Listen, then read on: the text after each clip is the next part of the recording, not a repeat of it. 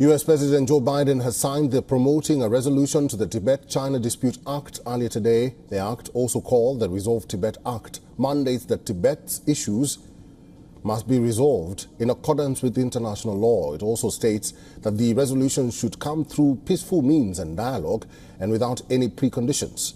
Ven Khenpo Sonam Tenfel, a member of the Tibetan parliament in exile, also thanked President Joe Biden and the White House for the signing of the Resolve Tibet Act. Just last month, the U.S. House of Representatives passed the Resolve Tibet Act in June. The act aims to build pressure on China to resume dialogue with Tibetan leaders. The dialogue, which has been stalled since 2010, sought to arrive on a conclusion regarding Tibet's future. After the passing of the act, a group of 7 U.S. lawmakers visited India's Dharamshala to meet the exiled Tibetan spiritual leader, the Dalai Lama. The visit came as a show of support for the Tibetan cause. The visit drew strong criticism from Beijing, who have categorized the Dalai Lama as a separatist. During this meeting too, China urged Washington to recognize the Dalai Lama's anti-China approach and avoid contact with the leader. What is the Resolve Tibet Act? The Act supersedes 2 previous acts, namely Tibetan Policy Act or TPA of 2002 and the Tibetan Policy and Support Act or the TPSA of 2020.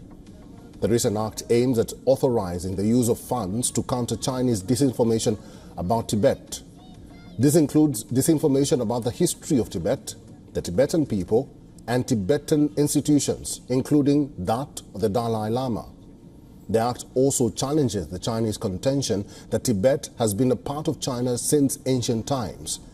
The act also urges China to sign 2 things, which are the International Covenant on Civil and Political Rights and the International Covenant on Economic, Social and Cultural Rights. It comes as recognition of Tibetan people to self-determination and human rights. Finally, it also amends the 2002 TPA to define the exact geographical areas which are part of the Tibetan Autonomous Region.